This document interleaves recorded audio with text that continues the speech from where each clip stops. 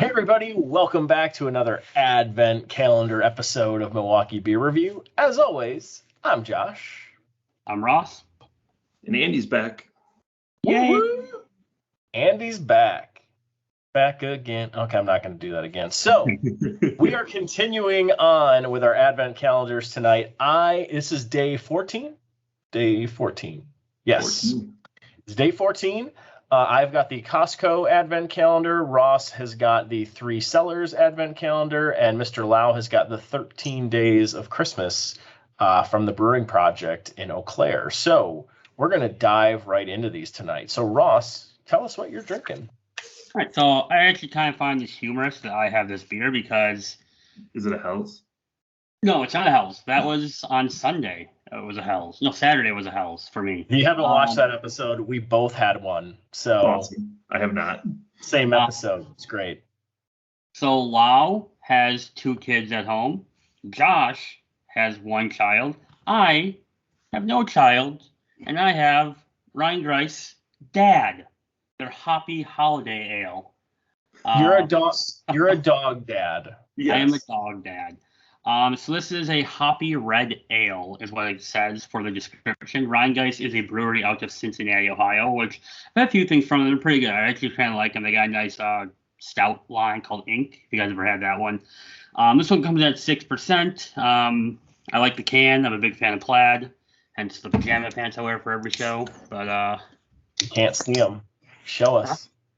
I'll show us. You. We can't see them. Look at this portal. So this is saying it's a red ale, so I expect more amber. Not the traditional. It says hoppy, so this is the 4th iteration of holiday beer I've had. This is the first one that really kind of comes off or claims to be hoppy right off the bat. Talks about. So it says it's hoppy with a malt bill. I've had some red ales back in the day, and they're all kind of malty and everything. So. That's kind of expecting, but some sweetness there. You actually get a slight bitterness from the hops that I'm kind of getting. I don't see an IBU on this, but I don't think it's going to be very high. It's definitely more malty than anything else. Probably closer to like a darker Bock, I would say, is what I'm getting. So, all right, cheers, boys. Cheers. Cheers.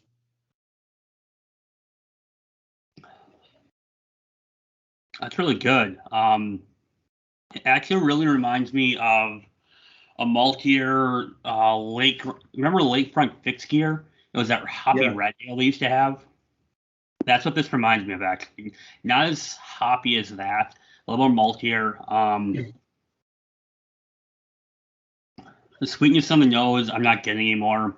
But it's weird because it's malty with that bitterness that the hops coming through.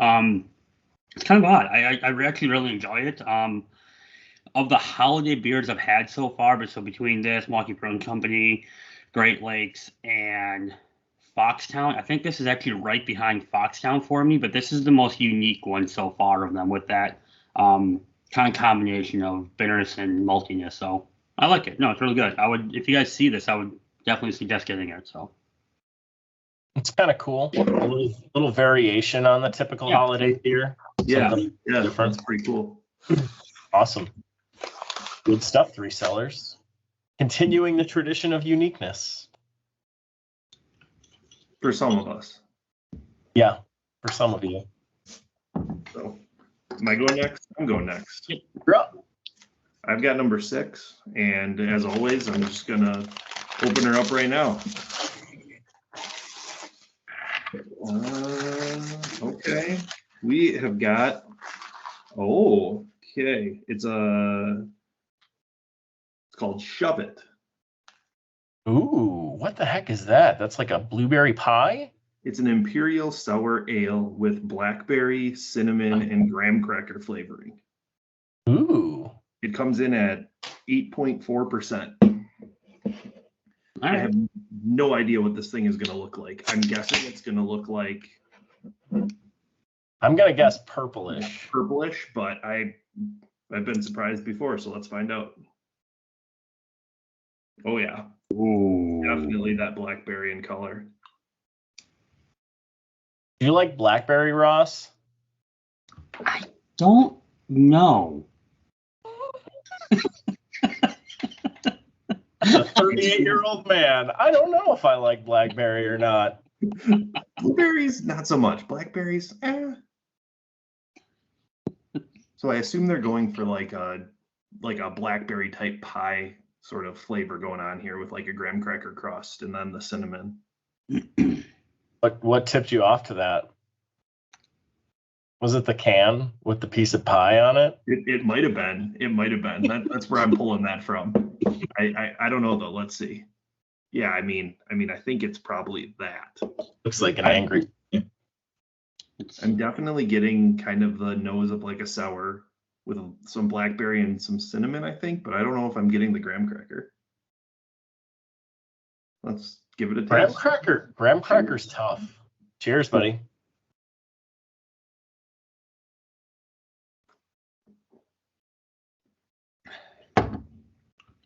Okay, there's definitely more of the sour going on in this one than in the other one that I had. I forget which exactly that one was, but I know it was a sour of some sort, and it was more fruity. It was a raspberry one. I think it was the first That one. was a smoothie. Yeah, that's yeah. So there's definitely more of the sour funk here, and I obviously I get the blackberry comes through, but I don't feel like I get a lot of the cinnamon or the graham cracker. I think I can get more of that like cinnamon type crust smell on the nose, but I don't know if I'm really tasting it. Honestly, I think it's the best of both worlds when it comes to cinnamon and beer. I don't mind smelling it. I don't really like tasting it when I drink it. So There's maybe a little hint of it at the very end, and it's very subtle. And I think that might be the graham cracker, but I am not experienced enough with cinnamon and graham crackers in beer to really know what I'm tasting. But I can definitely taste the sour and the blackberry. is it tart sour or is it just like a sweet sour? It's tart and it's got a little bit of that sour funk to it. Okay. Graham cracker's tough in beer. There's very rarely that graham crackers advertised in a beer, and I'm like, oh yeah, that totally tastes like graham cracker. Like it's very rare. Yeah, I don't not like it, but I don't think it's one of my favorites that I've had so far out of the pack. It's not like it's bad. I wouldn't maybe be like, oh yeah, I have to go get this when I see it, or I have to order it when it's on tap. But it's good. I think it's well made. It's just maybe not my exact cup of tea. That's fair. All right. Well, good right. stuff from the Brewing Projekt. On to Costco.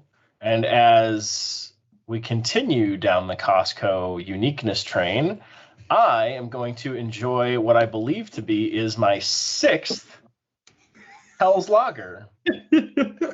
Awesome. And what I've learned is that it's actually not pronounced Hells. It's actually pronounced Helles. You can pronounce it Hell, as it states on the can, or you can pronounce it as Helles, but it is not pronounced Hells. So, forgive me, beer connoisseurs, for pronouncing it somewhat incorrectly. I still don't care.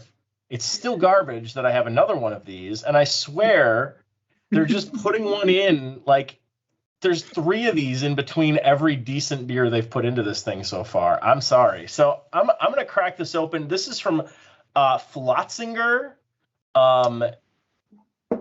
This is a brewery tradition since 1543, and it's a brewery tradition in this entire box, too. This is a 5% Helles Lager, or Hell. Let's get it cracked open. I'm guessing it's going to be a light-colored golden lager, like 75 to 90% of the beers have been in this advent calendar. That is super filtered.